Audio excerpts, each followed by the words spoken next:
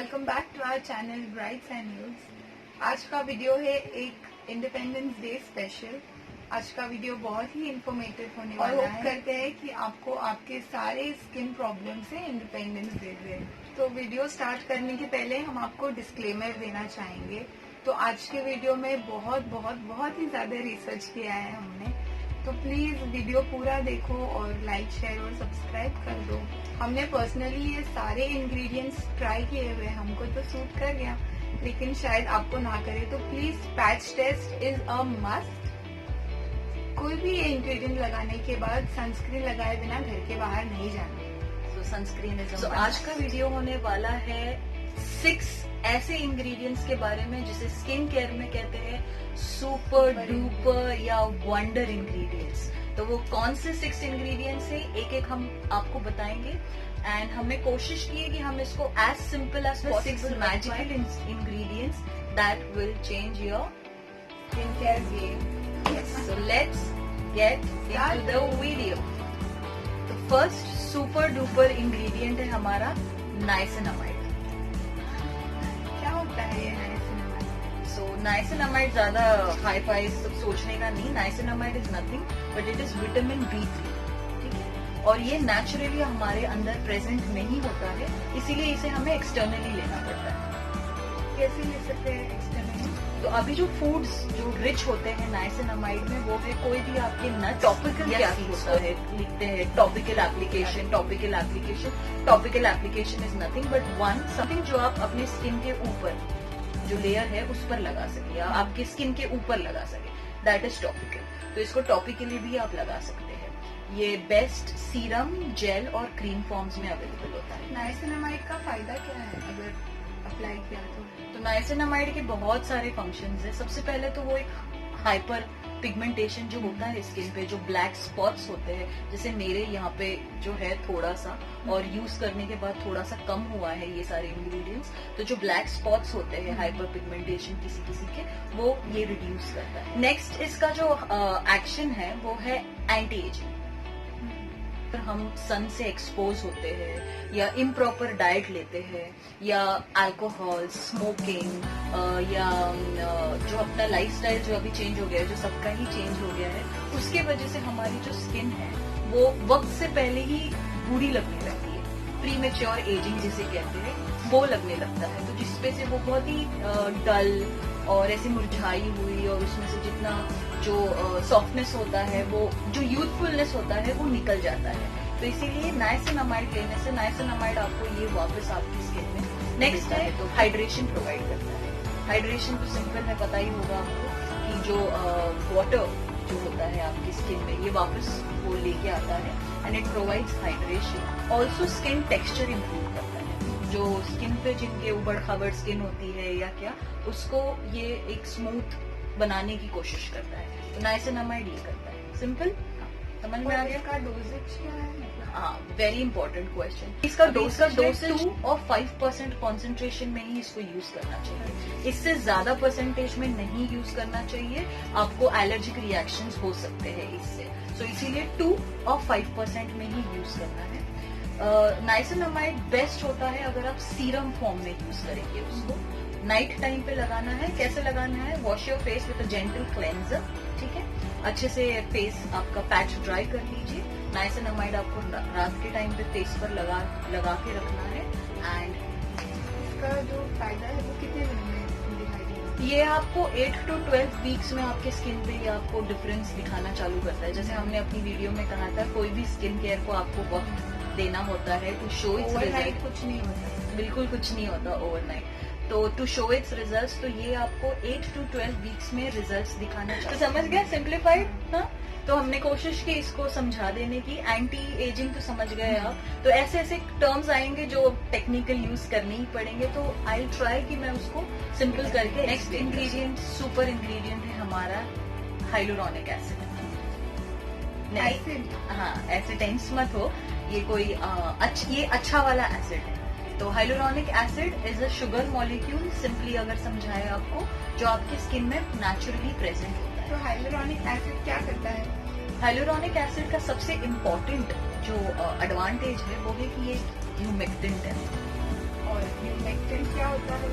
Humectant is nothing but one which जो आसपास के एटमॉस्फेयर से मॉइस्चर इकट्ठा करके आपके स्किन में लॉक करता है, उसे कहते हैं ह्यूमेक्टेंट। तो मॉइस्चर आ जाएगा तो स्किन हाइड्रेटेड लगेगी, स्किन हाइड्रेटेड लगेगी तो सॉफ्ट एंड प्लम्प लगेगी, सॉफ्ट एंड प्लम्प लगेगी तो डेफिनेटली जो एजिंग होता है वो भी ऐसे लगेगा कि नहीं हुआ है।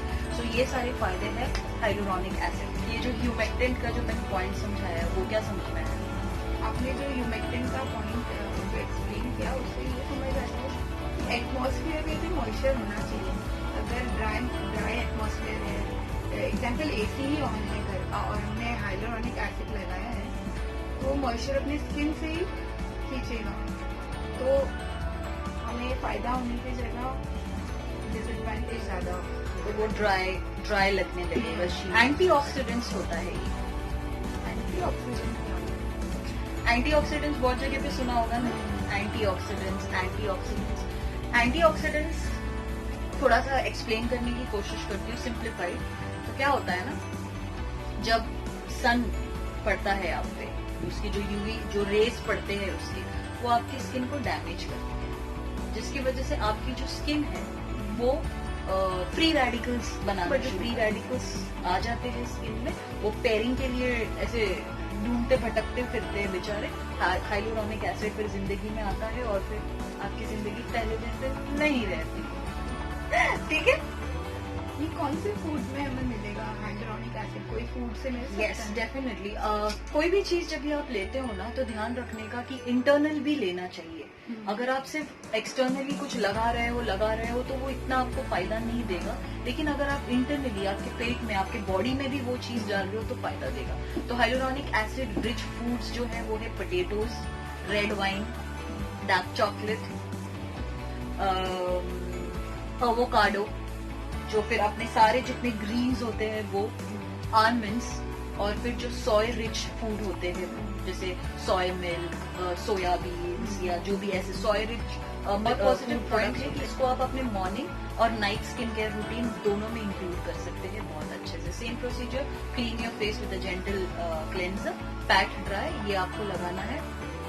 हाइलुरोनिक एसिड कौन से और एक्टिव के साथ हम पेयर कर सकते हैं? जो शुरुआत में बताया था नाइसिनामाइड, उसके साथ आप इसे यूज कर सकते हो, क्योंकि दोनों मिलके आपको वो यूथफुलनेस और वो प्लम्प और वो हाइड्रेशन देगा आपके स्किन में। विटामिन सी के साथ यूज कर सकते हो आप इसको, और हाइलुरोनिक एसिड को आप रेटिनॉल के साथ भी यूज कर सकते हो। ठीक है, सिर्फ इतना ही है कि रेटिनॉल को आपको पहले लगाना है और फिर हाइलुरोनिक एसिड लगाना है। ये क्यों, हम आपको आगे बताएंगे। हमारा थर्ड, ठीक है, सुपर डुपर इंग्रेडिएंट है विटामिन सी। मैडम क्या मैं इतना इधर एक्सप्लेन कर रही हूँ और आप फोन में लगे हो? कुछ नहीं, मैं तो बस सब्सक्राइब कर रही थी क्योंकि मैंने अब तक सब्सक्राइब नहीं किया था, और अगर आपने भी नहीं किया है तो कर दो सब्सक्राइब। और वैसे भी ये वीडियो इतना ज्यादा इन्फॉर्मेटिव है, सब कुछ मेरे छोटे दिमाग में तो रहेगा ही नहीं इतना सब कुछ, तो मैंने सोचा सेव कर लूँ, जब जरूरत पड़ेगी तब देख सकते हैं। Very very. विटामिन सी को एस्कॉर्बिक एसिड भी कहते हैं। ये नेचुरली आपके बॉडी में प्रेजेंट होता है और ये आपके बॉडी के ग्रोथ एंड डेवलपमेंट में काम करता है। जैसे पहले बताया कि नेचुरली अपने बॉडी में होता है, तो अप्लाई क्यों करें उसको? तो इससे इसका क्या होता है ना, जैसे मैंने आपको पहले एंटी एजिंग वाले में समझाया था कि प्री मैच्योर एजिंग और हमारा लाइफस्टाइल जिससे चेंज हो गया है, तो हम समय से पहले, टाइम से पहले ही जो अपनी स्किन जो है वो डल दिखने लगती है, और जो ये सारे नेचुरल इंग्रेडिएंट्स जो ऑलरेडी प्रेजेंट है ये डिप्लीट होने शुरू हो जाते हैं। डिप्लीट मीन्स उड़ने शुरू हो जाते हैं, तो इसीलिए इन्हें हमें एक एक्सटर्नल सोर्स से लेकर लगाना पड़ेगा। अच्छा, तो ये सिर्फ ऑरेंज और लेमन में ही होता है विटामिन सी?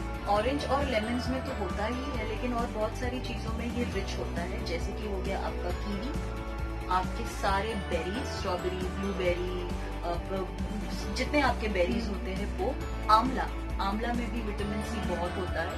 मैंने सुना है कि एक आंवला में 20 ऑरेंजेस जितना विटामिन सी होता है। ओह अच्छा, ये मुझे नहीं पता। हाँ, तो आंवला सबसे ज्यादा विटामिन सी रिच होता है। टमेटोज में भी ये होता है, ब्रोकली, बेल पेपर्स, शिमला मिर्च अपनी नीली, हरी, पीली, तीनों शिमला मिर्च उसमें होता है ये, और फूल गोभी, कॉलीफ्लावर, कॉलीफ्लावर में भी ये होता है, ठीक है। विटामिन सी एक ऐसा इंग्रेडिएंट है जिसका सबसे ज्यादा फायदा बताया गया है जब आप इसे इंटरनली और एक्सटर्नली दोनों साथ में अगर बैलेंस करके यूज करें तो सबसे ज्यादा फायदा होता है। तो विटामिन सी जैसे आपने बताया कि एप्लीकेशन भी करना है, खाना भी है, तो क्या मैं लेमन को ऐसे रब कर सकती हूँ मेरी स्किन पे?